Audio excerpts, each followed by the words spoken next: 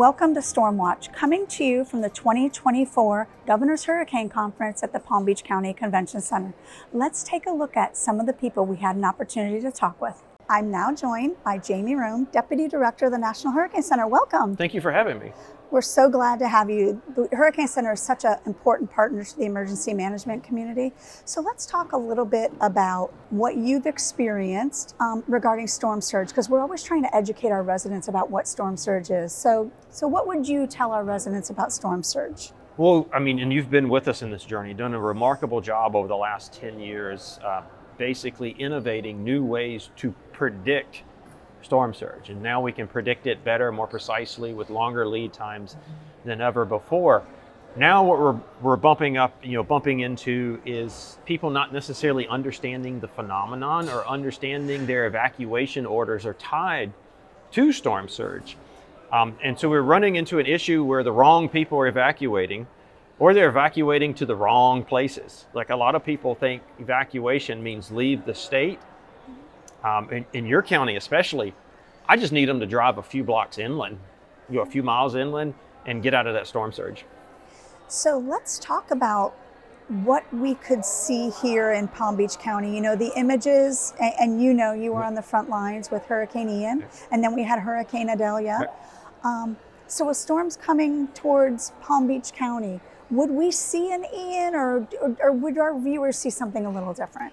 So equally as impactful, but the water would manifest itself a little bit differently. So on the southwest coast of Florida, the water goes miles inland and is, it doesn't have as much wave action. On the east coast of Florida, it doesn't go as far inland, maybe 1 or 2 miles, 3 miles at most, but it's violent. It has a lot of wave action, so you get a much narrower swath of destruction, but that destruction is more intense. So is that because of the makeup of the Atlantic versus the Gulf? I mean, what makes that happen? The two sides of Florida are very, very different when it comes to how quickly the ocean gets deep as you move inland. So imagine if you're in a boat and you're driving, away from the shore on the East Coast, it gets deep immediately. And I know because I'm a fisherman. I mean, it gets deep almost instantly. The Gulf Stream basically touches the shoreline up here in Palm Beach County. To give you a sense of how deep it gets. On the West Coast, you could drive that same boat for 20, 30, 40 miles and the water still wouldn't be deep. And that difference is what causes the difference in storm surge. And I think that's really important. We have a lot of new residents in the state of Florida in general. So we're always trying to educate them about those risks, right? And I think storm surge is one of those risks that people don't understand. And we heard some staggering statistics, 40 fatalities in one day. Yep. Due to storm surge. So it is why we evacuate. Right. So what other areas do you think, they're talking about a supercharged season, right? It's hot. We've had a couple hot years. Does that impact what you all do down at the Hurricane Center? No, we approach every year, we're a very disciplined bunch at the hurricane season. So we don't go up and down with, busy seasons and inactive seasons. We try to be very stable and steady. Because we found that's what people need and want. In terms of what else are we seeing, I think people are fixated on the wrong things. I've been at this for 25 years, so you see trends. Some of the most important information that we produce, people no longer look at it. And some of the most inaccurate, irrelevant, and unuseful information out there, people love it. Like there's a noticeable trend now where people want to look at models. They want to look at models and they want to try to make their own forecast. And that's absolutely absurd. Absolutely absurd. So I can help you with that. We keep good track of our performance against all those models, and we beat all of them. The official forecast issued by the National Hurricane Center beats every single model that you're looking at online. So when you look at those models, you're automatically out of the gate degrading the information before you even start. And that's really good information to know, because we often hear that, right? People are making their own decisions and then second guessing. Someone like you, when you order an evacuation, that's based off years of planning, practice, analysis, working with me. you make that evacuation order, you've probably been talking to us at the Hurricane Center to make that very, very heavy. So you've got, incredible scientific backing and the best minds in the world standing behind you in that decision. And then a person with no expertise whatsoever goes on the internet, and we all know the internet is accurate, right? Goes on the internet and finds a model and uses that to decide to disregard your life-saving information. You mentioned that there are tools that you've discovered people are not looking at, though. What would some of those things be that you encourage people to understand? When I first moved to Miami 25 years ago, the world stopped spinning if the county was placed under a hurricane warning. Literally, the entire community knew what that meant. They knew it was time for action, and everybody simultaneously did what they needed to do. Now when we issue hurricane warnings, people look at it as, oh, it's another thing, or that's another product, or that's another map, or that's another color. The warnings, the hurricane warnings and the storm surge warnings are the single most important thing we issue, and increasingly people are not looking at them. Is that because we're not communicating, or are we sharing that? We talked earlier with the National Weather Service and talked about the weather alerts and people seeming to be opting out of trying to get that information. Yeah, so our warnings are so important. Our hurricane warning, our storm surge warning are so important that the FCC has granted us permission to push a trigger or a message to cell phones. We're not allowed to do that for any other situation or any other product, just those two. And so they go to your cell phone, and then if you're in harm's way, we know where you're at based off, that you're tied to a cell phone, tower. And if you're in harm's way, it'll turn make your phone alert. But more and more people who think they can out forecast the nation's experts are turning those alerts off, and therefore not receiving, critically important information.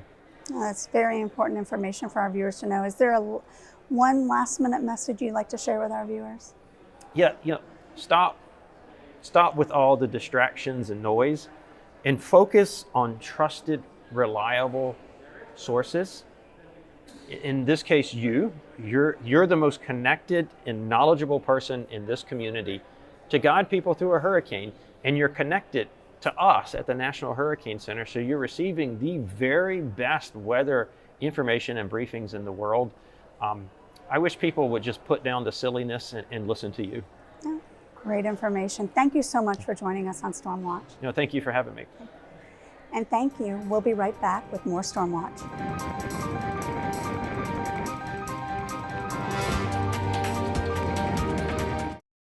We were there at this year's Governor's Hurricane Conference, where over 840 booths highlighted vendors providing multiple solutions, approaches, training, and technology in dealing with the potential challenges of hurricane season. This is perfect for storm damage assessment on a large area. You can also transit it beyond visual line of sight, get to areas that might have been cut off from access with the roads and things like that. I think the newest developments that we have are the payloads keep getting better. So we've got in this one a 61 megapixel camera. So that's got a camera on it right now, 61 megapixel Sony that we use mostly for mapping. You can use it both for public safety, for doing pre and post type storm damage assessment. So our bolt planning software is a planning software utilized for creation of different types of plans, such as your comprehensive emergency management plan, your continuity of operations plan, your ITDR plan. We offer different plan types within our system. So you're able to use our software to build out your continuity of operations plan. So if you take, writing out a plan, creating a plan in a Word document, and however long that may take, you cut that in half by at least 50% utilizing our planning software. We're here displaying our flood protection products to help protect people and property. So what we're showing here is our passive flood protection, our flood doors. It's a 24/7 protection, doesn't require any people to be putting anything in place. Each product is designed for the water protection height, if you're in a coastal or non-coastal area, impact loading, moving water, which we call hydrostatic loading. Products are made out of mild steel, aluminum, and stainless steel. Again, each product is designed for your local site-specific conditions. Governor's Hurricane Conference is always a good conference. We always get a lot of interest in our products. We can provide a lot of protection to all different types of buildings down here in Florida.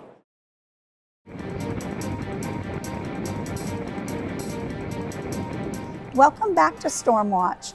We're now joined by Rob Molleda, the meteorologist-in-charge of the National Weather Service in Miami. Welcome, Rob.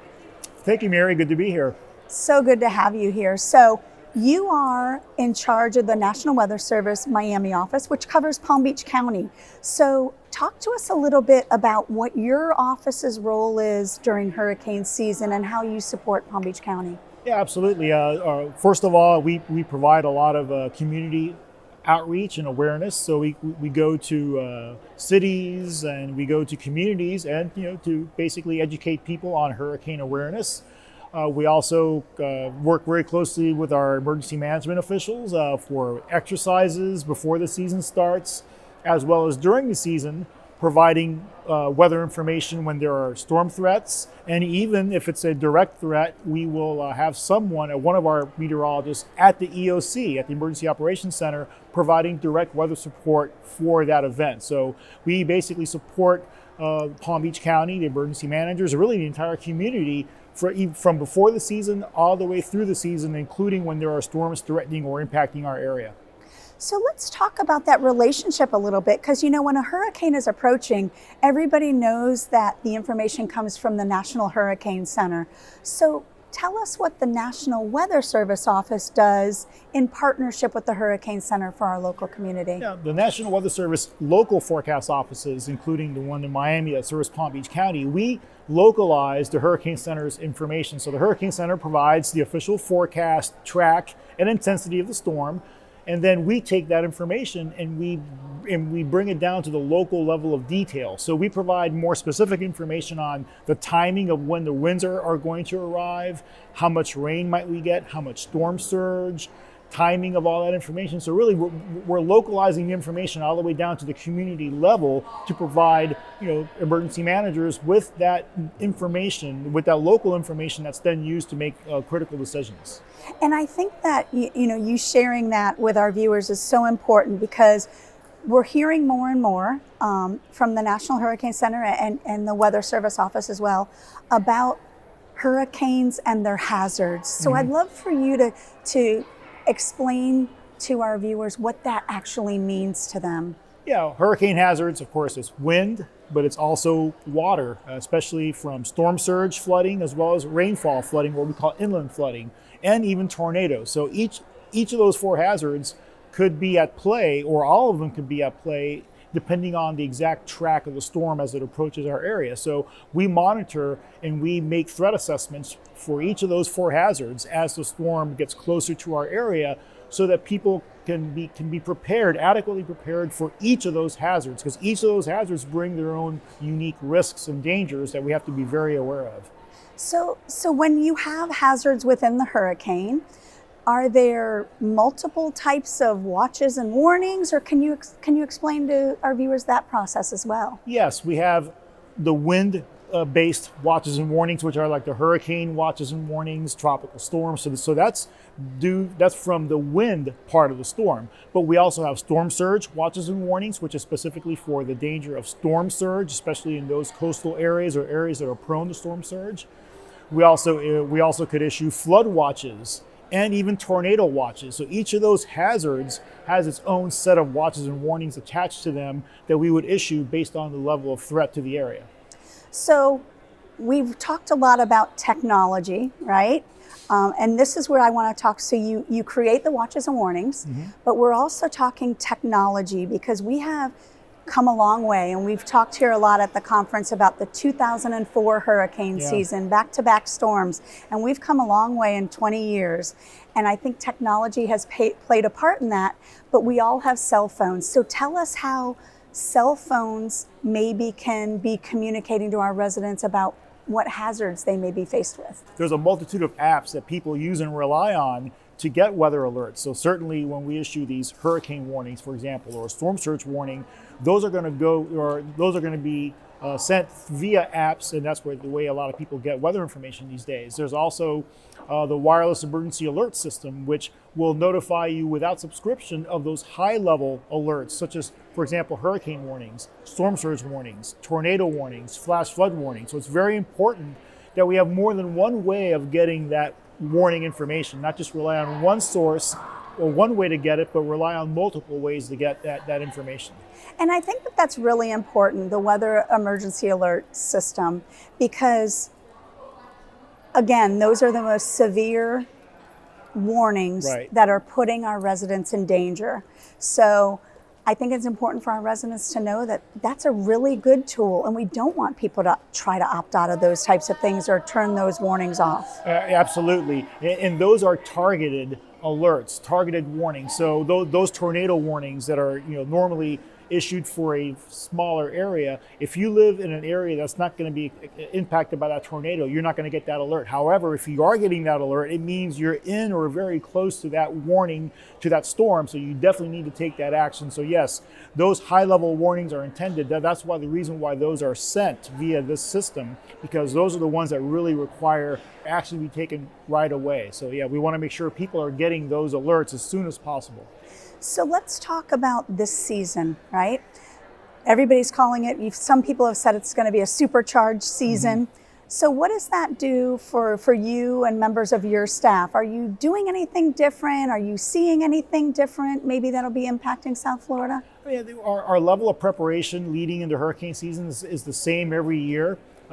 We go through internal training. We brush up on the procedures that we follow when we have the forecast information, the specialized forecast information that we will be providing. So we make sure that we brush up on the procedures. That we make sure that we go through some of the process as part of like a training or exercises, because really we approach hurricane season every hurricane season the same way. We are in probably the most hurricane-prone part of the country here in South Florida, based on our history. So we know we have to be ready every year because we couldn't get hit by a hurricane any year. So from that standpoint, we're getting ready the same way, and we're going to be ready the same way this year as we do any other year. And that's good information. So what piece of information would you want to leave our viewers with right now from the National Weather Service? What would you want our viewers to know today? Trust the information that's coming from official sources. I know there's a lot of information out there these days, social media especially. A lot of it's really good, and some of it, maybe not so much. So we want to make sure that we trust the information that's coming from local sources, from Palm Beach County, from the National Weather Service, from your local community. We're in close coordination before and during a storm. So National Weather Service is working closely, of course, with emergency management. We're also working closely with our local media to make sure that we're getting out a consistent message and that we're putting out the official information, those official watches and warnings, and all that information that we use to help prepare ourselves to protect, life and property. So trusting and getting information from local sources is really, really important. Rob, thank you so much for the information, and thank you for being such a great partner to Palm Beach County. We appreciate you being on Stormwatch today. You're welcome. It's my pleasure, and let's hope for a safe and quiet, at least for South Florida, hurricane season. Absolutely. And thank you for watching Stormwatch. We'll be right back.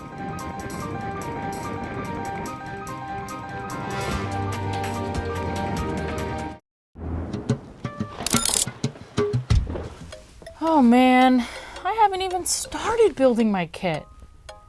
Where should I begin? Don't worry, bad weather Heather. Ready Eddie has got you covered. But Ready Eddie, I'll never have the time to get everything together. Sure you will. Start by getting a plastic bin, and we'll fill it with things like a flashlight, batteries, radio, first aid kit, and enough medication for 7 days. What about my coffee maker? I can't live without my coffee. Yeah, maybe if you find a battery-operated one, but there's a lot more important items to include, like some tools and important documents. You mean like a Swiss Army knife? Wow, so much to think about. Now you're getting it, Bad Weather Heather. For a complete list, you can visit readypbc.com. Thanks, Ready Eddie. You're a lifesaver. Be ready, be informed. For more tips like this, visit readypbc.com.